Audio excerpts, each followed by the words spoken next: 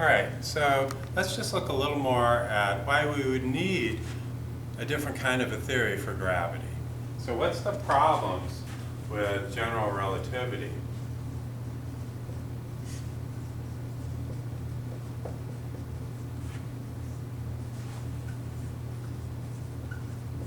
Now, there aren't really any problems on the large scale. What we call classical general relativity seems to be working just fine. But when we get to a black hole, in a black hole, at the singularity,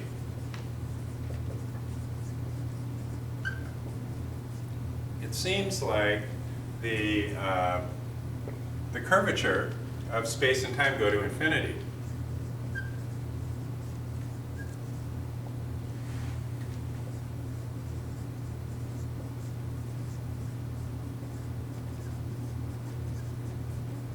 And anytime we see infinity in these equations, we know something's messed up. So general relativity isn't working at the small sizes of the singularity.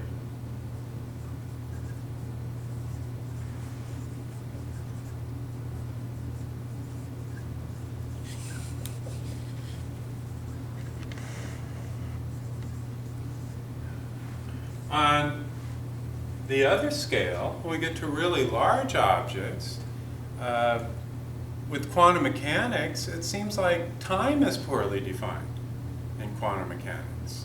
And so for really big structures, quantum mechanics doesn't seem to define time in a way that's consistent with relativity. Okay? And because time changes from point to point, and depending on the speed and the acceleration of a mass, but this doesn't seem to be handled well by quantum mechanics. Another problem is that in the psi solution, basically what we have is particles in many different locations at once.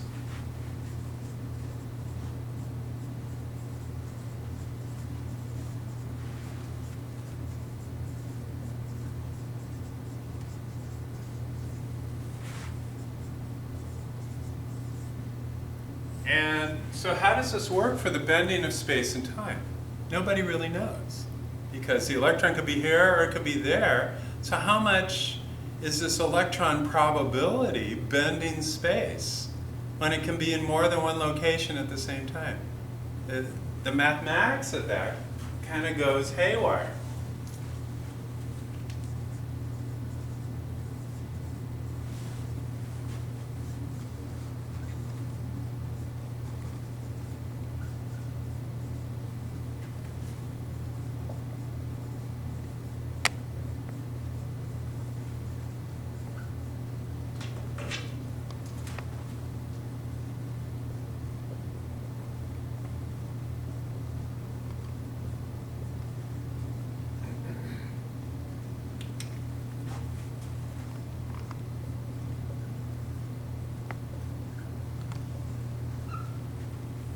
And also, depending on how you're moving through space, time is going to be different for you than it is for someone else. And so, how does this time problem with different times translate to the Schrodinger equation?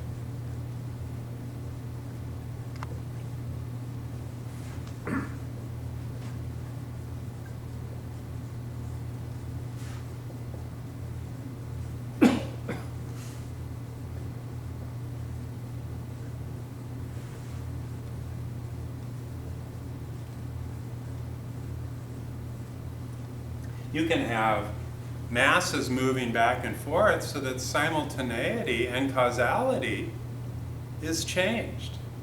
And so if you were to say that you make a measurement on a particle and it instantaneously collapses, on the field, the matter field, is associated with the quantum mechanical wave function, and that instantly collapses. When is that instantaneous event taking place? And does it affect causality? Because if you're moving in another direction, you might see another particle appear before the first particle does. And so you run into problems with time as well. So these theories, general relativity and quantum mechanics, don't like each other very much. And they are, in their present state, mutually incompatible with each other. They do okay in their own domain, so very large for general relativity and very small for quantum mechanics. But when you get to some really troublesome objects, particularly things like black holes, it seems like there's a lot of black hole activity going on in the universe. This is something that we need to understand better. And so this is where some of the motivation for string theory comes from. So in the idea of string theory, you don't have a zero length in the universe, as you would in classical general relativity. You could just keep making the space smaller and smaller ad infinitum. But these strings in string theory are the elementary units of mass and energy. And they're on the order of about the Planck length.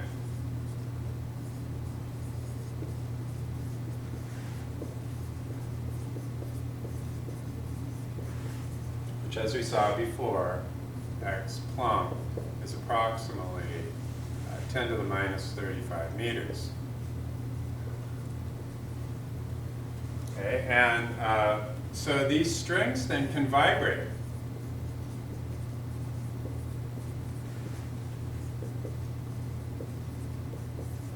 And we have two types, open and closed.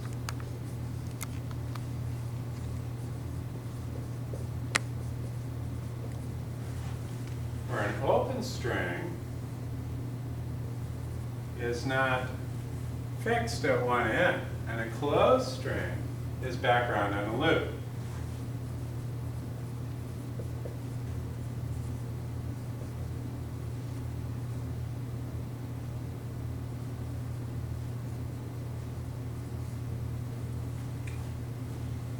Okay, so using this idea then of making everything out of strings, we could then create all the particles in the universe by allowing these strings to vibrate in multi-dimensions. So it's found that you need 10 or 11 dimensions, depending on the interpretation of string theory.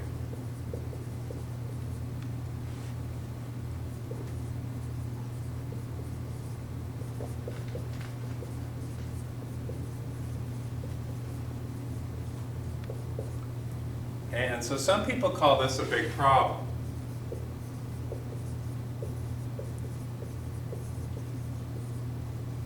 Maybe it isn't. I'll put a question mark by it. So we're not sure whether it's a big problem or not. But you certainly are supposing something that is kind of outrageous, that there are that many more dimensions without any evidence for it. Just because it's giving you some better results. Okay, and so some people are saying, well, the only dimensions of space that we can measure are the 4 dimensions of space and time.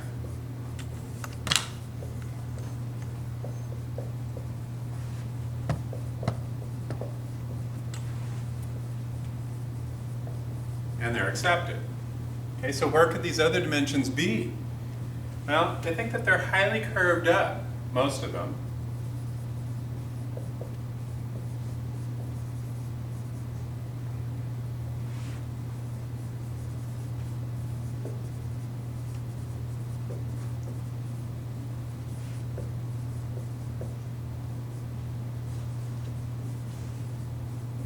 And so the analogy I'd like to give is a water hose that you would see from space. So here we'd have a length. So it just looked like a one-dimensional object. But then if you look on the order of the Planck length here, 10 to the minus 35 meters, what you see is that it's actually highly curled up and not noticeable from a far distance away. Okay, and so all of the dimensions then would be curled up, except for the standard ones of space and time that we know of. Now, how do we know that the other ones aren't just out there and aren't curled up? Well, if you solve Newton's inverse square law equation for gravity, you find that only in 3 dimensions can you get a closed orbit. So if there actually are more dimensions out there that aren't curled up that we aren't seeing, then you couldn't get stable orbits of planets around stars, at least as far as we understand it today. And so that leaves these dimensions in the state of being somehow highly curved and curled up. But these vibrational states in the higher dimensions are basically like standing wave modes.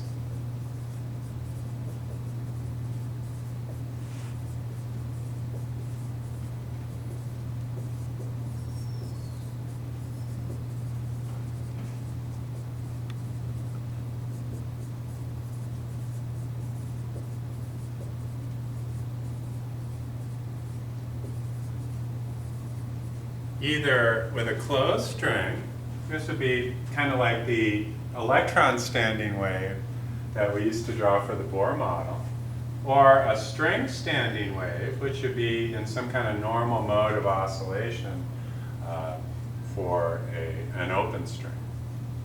And so the idea then is that these vibrational states in higher dimensions, they project down into our 3-dimensional space as basic properties of the particles.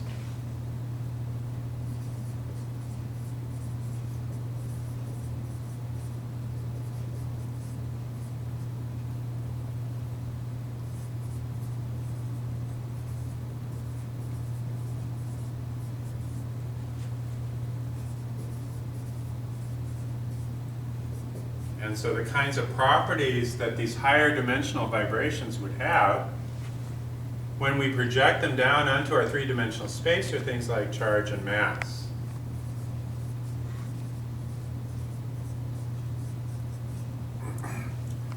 And so all of these different vibrations in 11 or 10 dimensions are then projecting down. So what do I mean by that? Well, let's take a cube and project it down onto a 2-dimensional surface. What we see is that that cube no longer has the same appearance that it did in 3 dimensions. Not all angles are right angles anymore. And so we've lost some information in this 3D projection. So imagine how much information you'd lose if you had something that was, say, in the 9th or 10th dimension projecting down onto 3 dimensions. It would be unrecognizable as what it originally had started out as being. But that could give rise, according to string theory, to the properties of particles that give them their reality. Things like charge and mass come from these discrete ways in which the strings can vibrate through this 11-dimensional space. Okay, and so this all seems kind of wild and crazy, and so where is it giving us something helpful? Well, one thing that this has done for us is when we work through the equations, and these are very difficult equations to work through, by the way.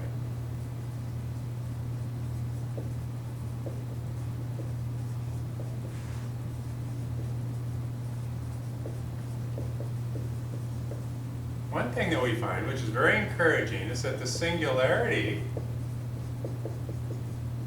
of a black hole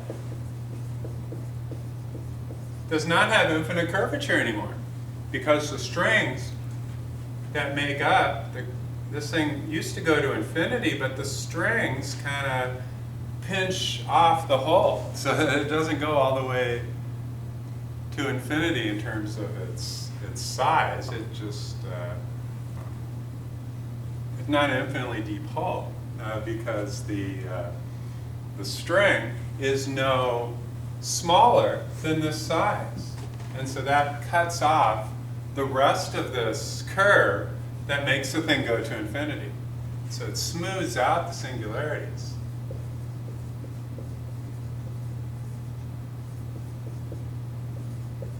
So we have non-infinite results, which is what we want.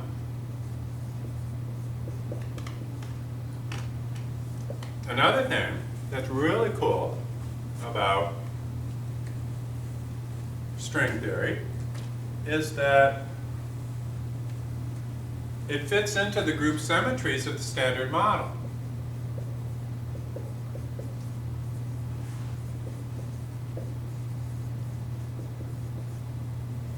Very naturally.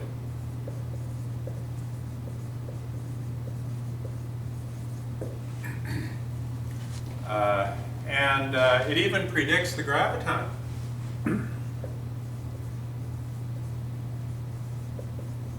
Which would be the virtual particle that would be exchanged when masses exert gravity on each other.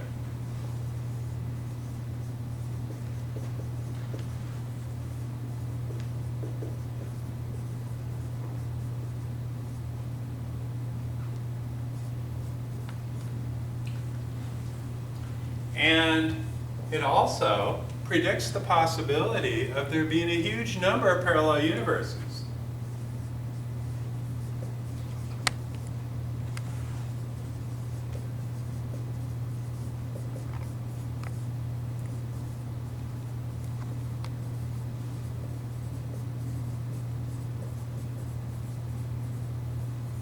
Because this is how many different ways the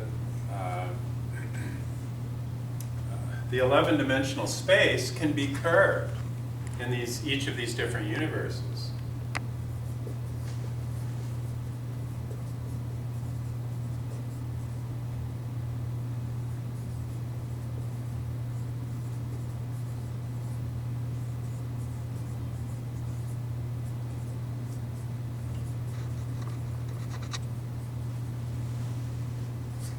Okay, so this is perhaps an opportunity to see a much larger universe. But look what it's predicting. It's predicting an almost infinite number of parallel universes, as well as predicting 11 dimensions. So we're kind of going wild here, you know, with the different possibilities. So this could be an exciting possibility, but it could also be a potential problem.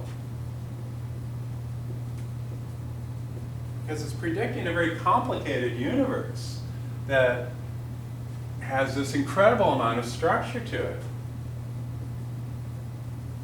And so we might ask, well, is there any evidence? If we're going to start taking on the idea of 11 dimensions and 10 to the 500th power different parallel universes to smooth out the singularity problems and to put gravity in the fold with the other forces of nature, it'd be nice if we had some proof that this is actually correct. And so the proof for string theory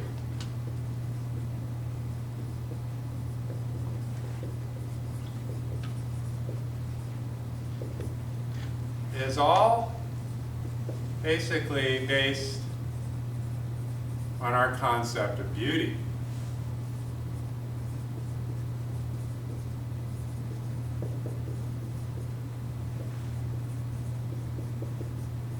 And simplicity.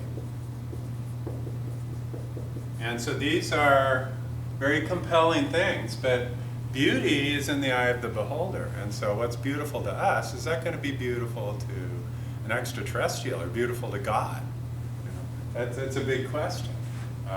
what is really beautiful may have something to do with our evolution to our present state, and what was beneficial for us to evolve might have colored how we view something as being beautiful. It might not be an absolute kind of beauty that we're looking for. And simplicity, of course, is always nice, but the experimental proof is non-existent.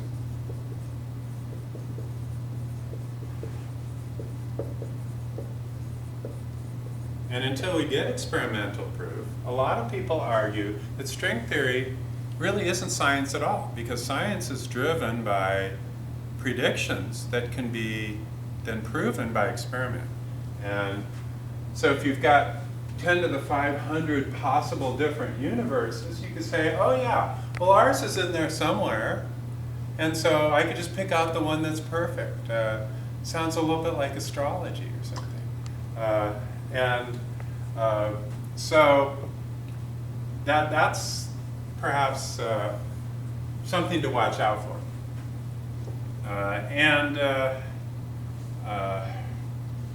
So there, other than the fact that there's no experimental proof, and that there's a lot of really huge things that you have to swallow here. There's multi-dimensions that have never been proven, tons of parallel universes that we have no idea whether they're there or not. We might wonder, well, what's the theoretical basis for it? Well, here are some things that have to occur for string theory to be valid.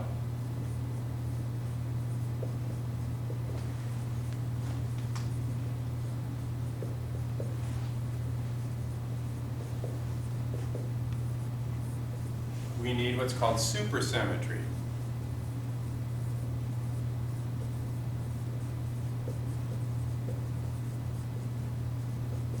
And supersymmetry predicts that for every fermion, there's some other parallel particle out there that would be the equivalent boson. And so if we have an electron, then you have a boson that would be the selectron.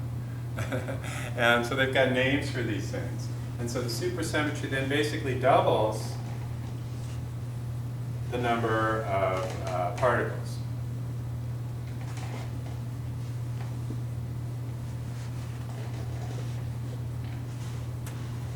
And for each fermion, there's a supersymmetric boson. Remember, fermions are spin 1/2, bosons are spin, integer spin.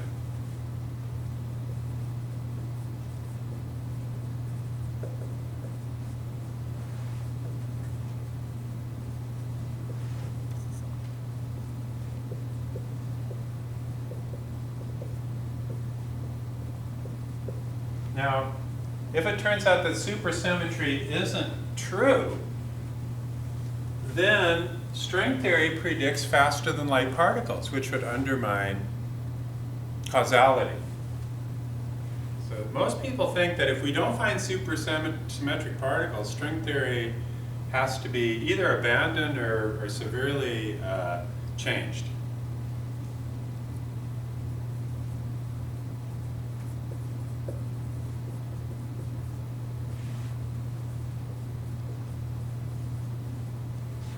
They've never been found.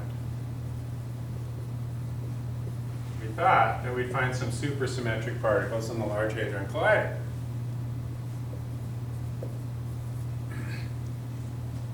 But no luck. Even with those huge amounts of energy, we doubled the energy of the collider past the Higgs boson. One of the things we were hoping to find would be some supersymmetric particles, and none of them have been found. There's some indication that there might be some other particles out there but there's no strong evidence for it yet. There's just some evidence that maybe there's another kind of neutrino called a sterile neutrino. There might be more forces that are associated with laws of nature. It's not necessarily a supersymmetric particle when we see something that is out of the ordinary. But without supersymmetry, then string theory predicts faster than light particles. And that means that you would undermine causality.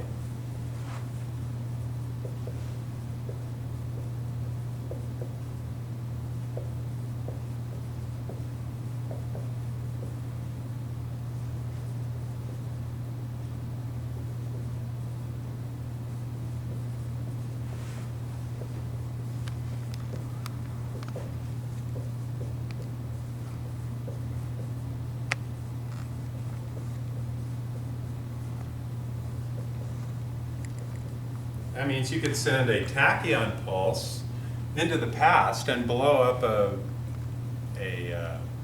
bomb a day earlier in your laboratory and kill yourself before you had ever sent the tachyon pulse. Okay, so this undermines causality.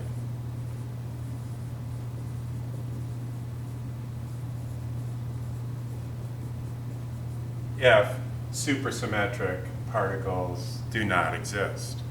And so this is another one of those things, it's just so beautiful, it's too beautiful not to be true, that what if it isn't true? Then we've wasted an awful lot of time on string theory. Now it's possible that string theory might be like the Bohr atom. So the first step toward something more comprehensive.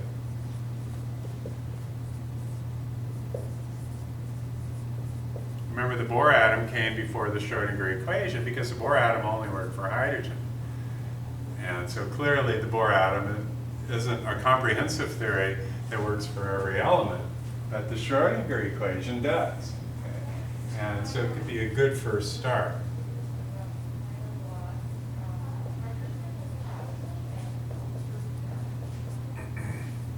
But we still have a lot left to do before we can either verify string theory or make some improvements to it, which would make it a real candidate for a theory of everything. One other possibility beyond string theory is quantum loop gravity.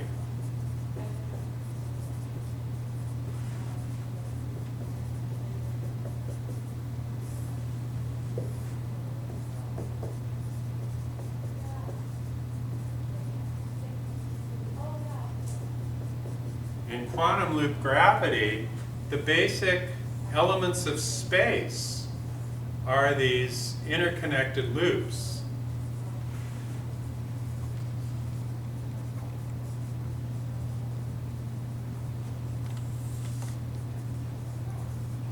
Of some more basic kind of material. We go, well, what's this? What are these loops made out of? Or what are the strings made out of in string theory? And maybe that's kind of an undefined question because that makes everything. So how are you going to define what something's made out of if it makes everything?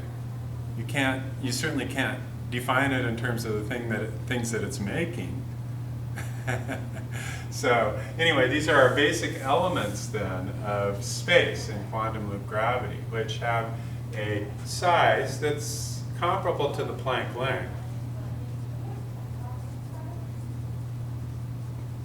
So the idea then is that disturbances in this loop would give rise to particles.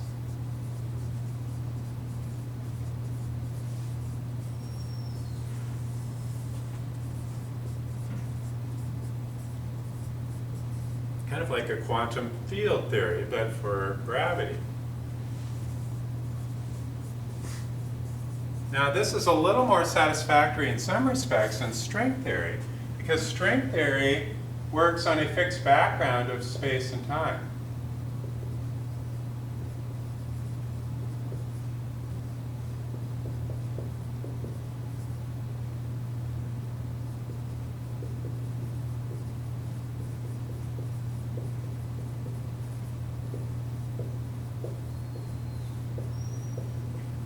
Which is another weakness of string theory, because we know that when a mass interacts with the space, it bends the space, and then the space then acts back on the mass, and that changes the properties of the mass, and so it bends back, acts back on the space, and so you've got this mutual interaction between them, which you don't have in string theory, but you do have with quantum loop gravity.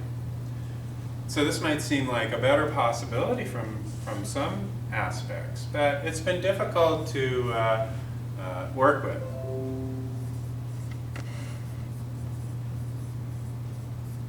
Mathematically.